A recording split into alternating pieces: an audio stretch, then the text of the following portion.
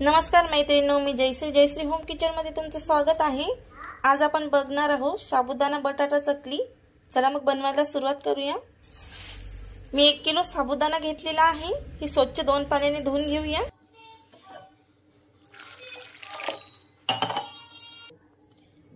दोन पाण्याने आपला साबुदाणा स्वच्छ धुवून घेतलेला आहे। यामध्ये आपण पाणी घालून 5 ते 6 तासापर्यंत भिजू घालूया।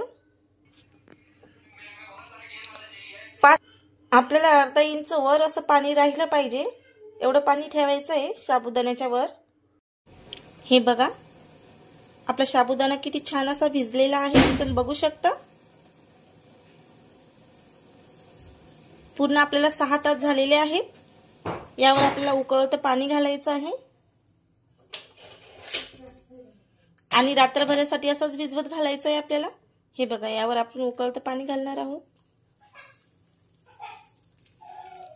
आपल्याला बसल इथपर्यंत उकळतं पाणी घालायचं आहे।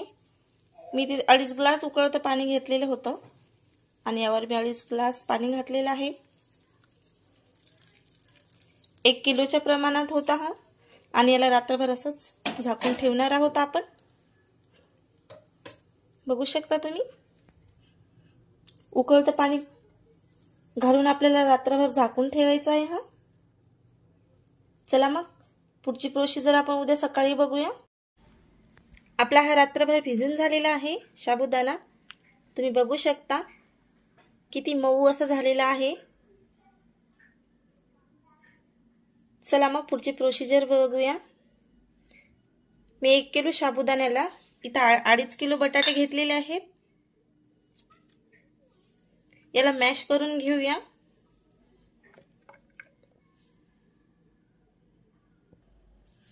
अशा प्रकारे आपल्याला मॅश करून घ्यायचे आहेत खिसणीच्या साहाय्याने।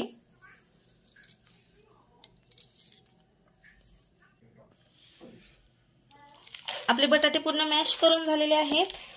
यामध्ये आपण आता साबुदाणा घालून एकजीव करणार आहोत, घेणार आहोत।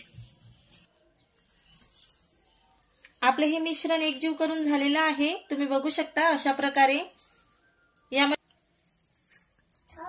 आणि चवीनुसार मीठ। टॉर्च काय लावली, बंद कर। चवीनुसार मीठ घालूया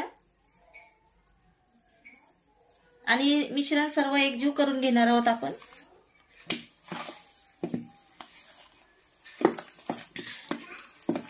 तुम्ही तुमच्या आवडीप्रमाणे तिखट घालू शकता।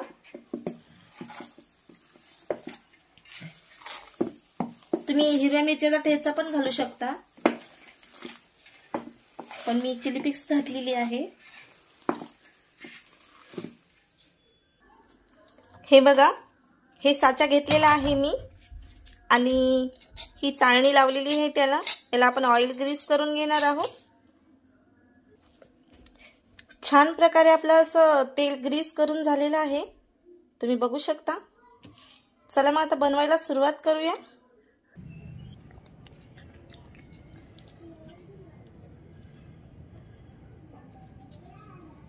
अशाच प्रकारे आपल्याला सगळ्या चकल्या बनवून घ्यायच्या आहेत।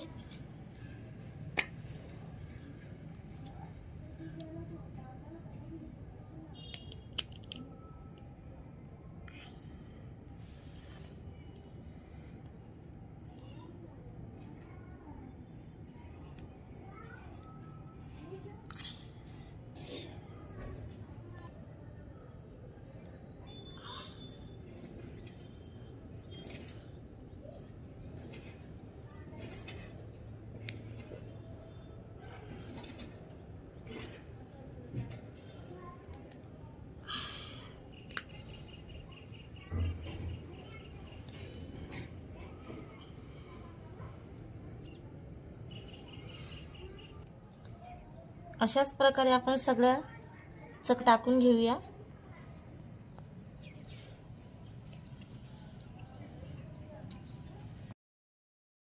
अशा प्रकारे आपल्या चकल्या वाळून झालेल्या आहेत। तुम्ही बघू शकता किती छान झालेल्या आहेत आपल्या चकल्या। मी तुम्हाला आता फ्राय करून दाखवते।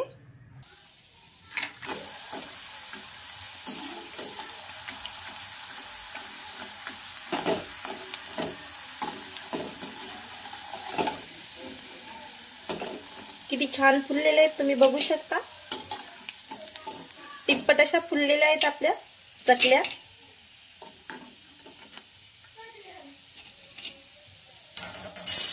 हे बघा, एवढी पातळ चकली आहे आपली आणि किती छान अशी फुलते. तुम्ही नक्की ट्राय करा. खूप सोप्या अशा पद्धतीने मी तुम्हाला चकल्या बनवायच्या दाखवलेल्या आहेत. हे बघा, अशा प्रकारे तुम्ही हे वाळलेली चकली बघू शकता आणि फ्राय केलेली बघू शकता. दोन्ही किती फरक आहे ते. तिप्पट अशी फुललेली आहे आपली चकली. तुम्ही नक्की ट्राय करा. नवीन असाल तर लाईक करा, सबस्क्राईब करा आणि बेल आयकॉनला प्रेस करायला अजिबात विसरू नका आणि कमेंट करून कळवा.